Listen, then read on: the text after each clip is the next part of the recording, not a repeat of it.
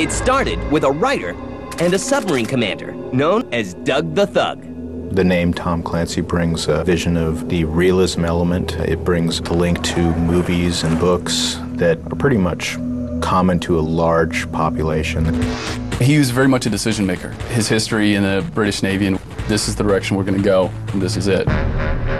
They mixed the real world with the virtual one. Alpha, go. It was something that I hadn't seen anybody really do that well before or do at all. So it was a military shooter, but based on realism. Man down! Need some backup now! And jump-started a whole new genre of gaming. Among first-person shooters, which tended to be set on alien worlds or in haunted houses or in crazy dungeons, this game was set in the real world. You were fighting real enemies that real people can expect to face. It wasn't always easy. Working on Rainbow Six definitely is one of the war stories of the company. Yet they created one of the most respected and successful franchises ever.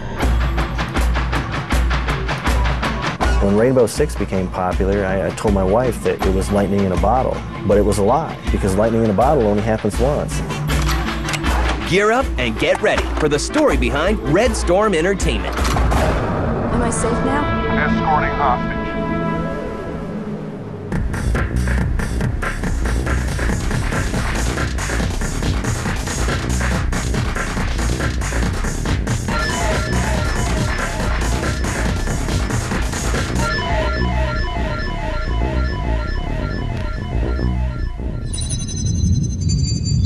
In 1985, a rising author named Tom Clancy consults with a British officer named Doug Littlejohns for a military thriller novel titled Red Storm Rising. Doug Littlejohns is a former British subcommander, so he knew some of the real activities. Whether he shared them or not, I'm sure that's all secret, but there was a friendship formed there. 10 years later, Clancy is a household name with plenty of best-selling novels under his belt. He teams with Virtus Corporations and Simon & Schuster to release a PC game based on his novel, Tom Clancy's SSN. And once again, Littlejohns lends a hand. Doug was one of the people involved with helping to provide authenticity to the SSN submarine game. While advising for the game, Littlejohns suggests that if Clancy really wants to get into gaming, he should set up his own game company. Meanwhile, Steve Reed, one of the developers for Tom Clancy's SSN, is thinking along the same lines. We saw the potential to have Clancy brought into the gaming community. He was interested. He helped found and back the company that was partially named after one of his books. So there was that heavy interest to work with Tom, and I think that was pretty much the key to getting me join the second company when it was formed, which I was one of the original founding members. In November 1996, Red Storm Entertainment is founded as a joint venture between Virtus and Tom Clancy. Doug Littlejohns is brought in as CEO. People were really enthusiastic, certainly around the industry, when Clancy announced a title, only because his properties are so strong. He's probably the most popular fiction writer, certainly among men, easily. The thought of those properties and those characters, Jack Ryan, etc., being translated to computer was very exciting. So yeah, when they were announced, there was a big buzz. Certainly, Tom didn't want to run the company himself, so there's a person with a good background, understanding military products. I always thought it was cool that he was a commander of a submarine and all that stuff, so he had a military grounding, which was kind of neat. He was very much a decision maker. His history in the British Navy, and he was definitely one of, this is the direction we're going to go, and this is it. We're headed that way. I was going into a military-style company, and he kind of had that military career working for him in the background, so there was that realism aspect that went along with that. Be aware you have Tango flight ahead of you. Roger that. This should be off by now, right? And I think at the beginning of Red Storm, that was definitely what we needed. Because of our lack of experiences, we just needed someone there who was going to make sure that they provided that very assertive direction that the company was moving toward. It seemed to have a natural fit to have someone who has the military background, some business savvy, and a friendship with Mr. Clancy to provide a foundation for this new company. He is involved. I don't think he watches over things day to day. He had a lot of ideas on how things should work, but kind of let us run with it the way that we wanted to run with things. They'll have new ideas, they'll take them to him, and he'll either greenlight them or he'll say, no, that won't work. And the Clancy name itself will become a franchise. In 1997, Red Storm releases their first game, Politica. The game is released in conjunction with the book of the same name. The name Tom Clancy brings a vision of the realism element. It brings the link to movies and books that are pretty much common to a large population. Although met with mediocre reviews, Politica generates $2 million in revenue for the company. There's a word of mouth that it's not too far before you bump into someone who's either passionately read all of his books or seen all of the movies, and so in name alone, that allowed us pretty nice limelight to start off a company. As we know, when you're dealing with games, the proof is actually in the product. So the name doesn't provide victory, it just provides a nice sense of attention. Under fire. In position. What Red Storm has planned next for the Clancy name will change the face of first-person shooters forever. Bravo, go! Man down, man down! Threat neutralized. In position.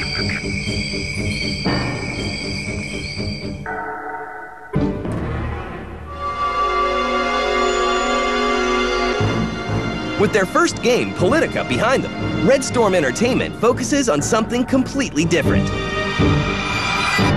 A first-person shooter called Tom Clancy's Rainbow Six. Working on Rainbow Six definitely is one of the war stories of the company.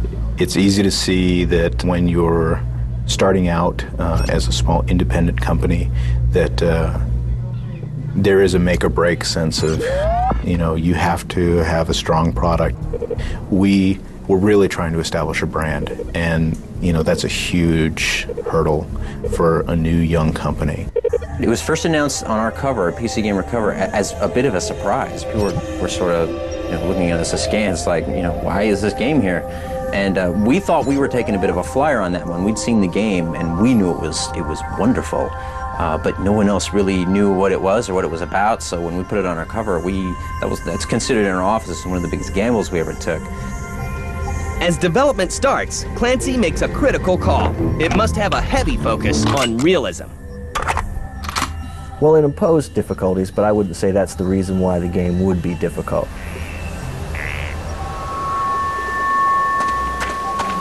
You have to try to portray the game as realistically as possible. You have to stay true to what the fans feel are realistic, and sometimes those are two very different things. To ensure that the game gets the day-to-day operations of counter-terrorist teams right, Clancy meets with the development team regularly. He came down several times for Rainbow Six, and we had several meetings with him where he critiqued some of the story and talked a lot about plot and the main premise for the team. It's kind of long line this way, facing me. Long line. He hooked us up with a lot of good advisors, some ex-Special Forces operatives and people like that were able to help us get the correct feel for the game. Okay, where are you going? You look confused. We have all the Jane's guides. We have references. We have people within military organizations, within law enforcement, within all sorts of levels of government. Put your body almost straight up. Who we use as contacts that we talk to and say, how is this really going to happen? You're going to execute a hostage rescue into these rooms. Is this kind of a situation actually going to occur in the real world? You're going to have to take scientists and radioactives, exfiltrate back out. Is this how you would actually go about this type of an engagement? It gave us experiences that we'd never had. We went down to a H&K training facility. We were able to actually shoot MP5s, and they ran us through kill houses and threw us to the ground and showed us how they would treat hostages if they had to subdue them and take them out, or how they would treat terrorists if they surrendered and then they would have to apprehend them, and showed us correct techniques. And of course, that's one of the important reasons why it was great to have Tom Clancy. It's cool to have him on board because he has those contacts and he has that knowledge. Rainbow Six is created at the same time as the book it's based upon. In our history, We have created products that have occurred after the books have been written, and this is a case where the concept was co-created and the game was really the leading edge. The book followed along nicely in parallel, and then at a certain point, they both became unique within themselves. Armed with a clear goal and hardened with real-world counter-terrorism training, work on Rainbow Six shifts into high gear.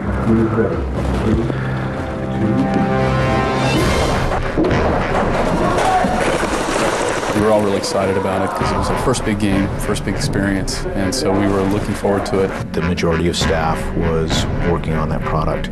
We were putting in about 60 to 80 hours a week for about 6 to 8 months, so working through weekends and holidays and things like that. Really, we learned a lot about how to make games because that product was an incredible stress and burden on the company to get it done. In 1998, Red Storm releases Tom Clancy's Rainbow Six. The novel is released weeks later. Both are a success. Sales of the Rainbow Six game helped the company reach $16 million in revenue that year.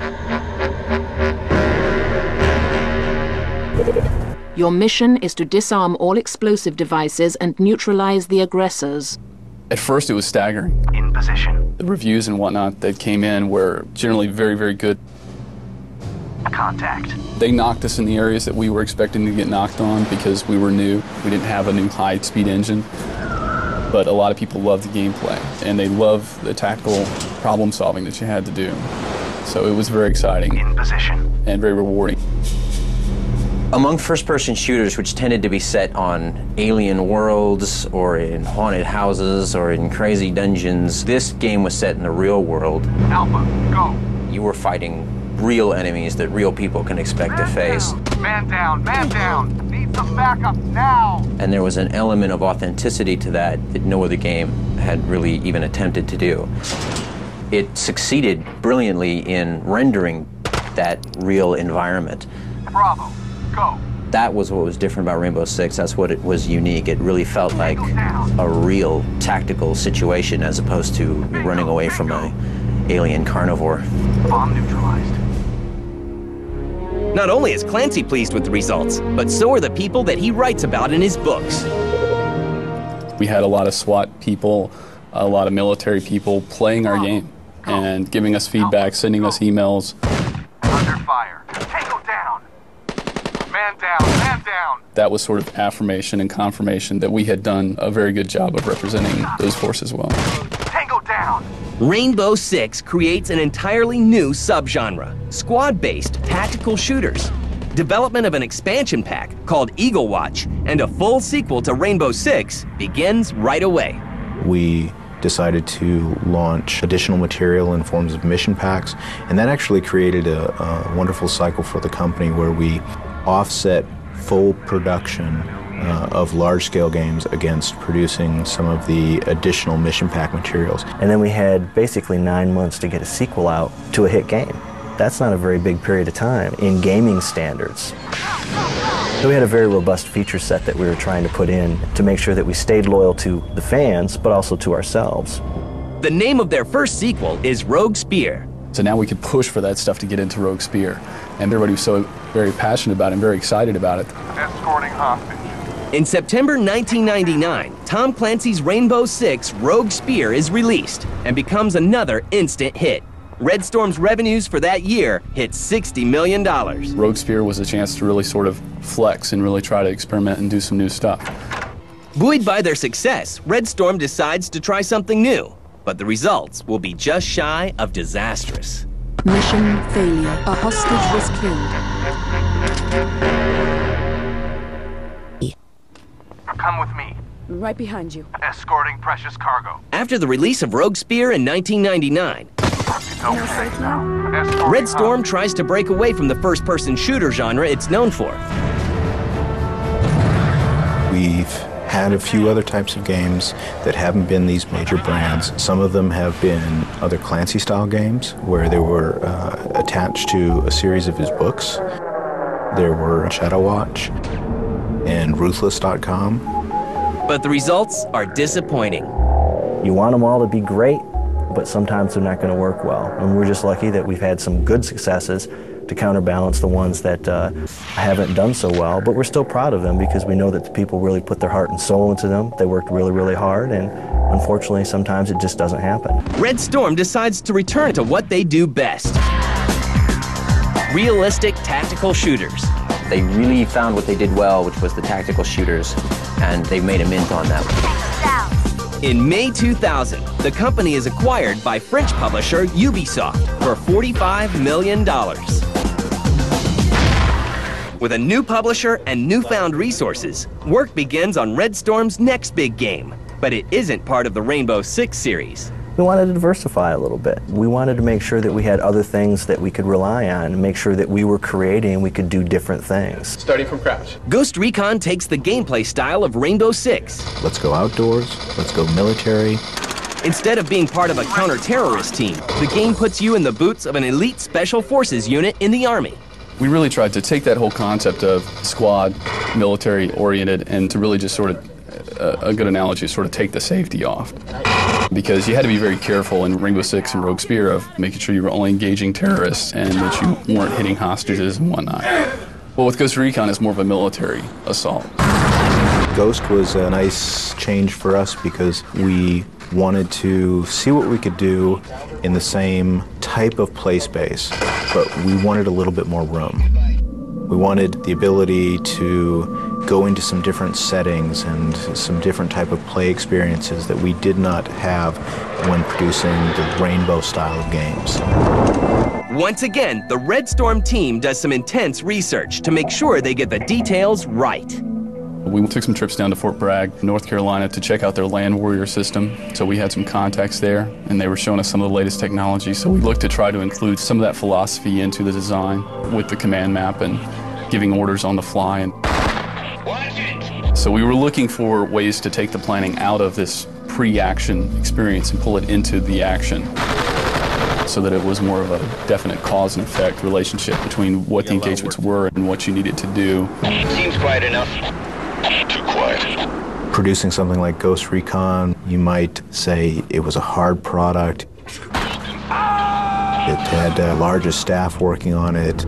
It was our first major product after the acquisition. We really want this to be good. We have one of our artists who worked on Ghost Recon. He has full military tac gear, and he runs around outside with a fake airsoft gun just because he wants to know how the arms move when he has full gear on. Because the mocap that we get, we don't usually put people in full gear. So he wants it to be that realistic. He wants to know what it feels like so that he can adequately model the character motions. In 2001, Tom Clancy's Ghost Recon is released. Once again, a game from Red Storm is showered with praise, including a Game of the Year award from PC Gamer magazine, and sales reaching 1.8 million units. It's a tremendously good feeling when you ship something and you get awards of praise from your peers or from magazines. Even the simple tip of the hat on someone's personal website, they're all equal in praise. There's someone saying they enjoyed your game. Meanwhile, the Rainbow Six series continues without Red Storm. We really wanted to invest the time we needed into Ghost Recon, but we also didn't want to walk away from our Rainbow franchise. You know, it's your baby. You brought it up, you raised it, you were there from the very beginning, and then it's sort of like sending it out into the world to go to somebody else. Alpha, go, go, go! After the acquisition, it was perfect for us to go up to Montreal and say, look, you know, this is what the next version should be like, but we can't do this now. We can't do this in-house. So can any of your teams do this? That's the start of a collaboration that has finished now with GMing of Raven Shield, Rainbow Six 3. The reins to the Rainbow Six franchise are taken by Ubisoft Montreal. Although the transfer goes smoothly, at times you sort of see things and you're like, oh wait, is that right? And then other times you see things and you go, wait, that's actually wrong. Let me show you what's correct, you know, and so you need to shift this over here. And so there were times where they actually did some stuff that was very innovative that we were excited to see, especially the on-the-fly commands window where you can just point to a door and tell people, open door. Yes, sir. It was like, excellent, that's a great innovation. The franchise needed that. Ubisoft Montreal releases Rainbow Six Raven Shield in 2003. Meanwhile, Red Storm looks to the future, and the Clancy brand continues to expand with games like Splinter Cell. We continue enjoying to make these style games. There's always some features that you weren't able to get into the last version, and I think that's what drives most of us to wanting to keep going and going with the same type of game, is that there's more that we can do with this. You're not supposed to be here. There's more variations, and we just want to keep going. Today, Rainbow Six has sold 7 million copies worldwide, and its legacy continues to be felt by the gaming world. They've been a very big influence. That really impacted with gamers this sort of new take on real environments and real tactics and real enemies. And that all goes back to Red Storm and the gamble they took on Rainbow Six. Let's get back in one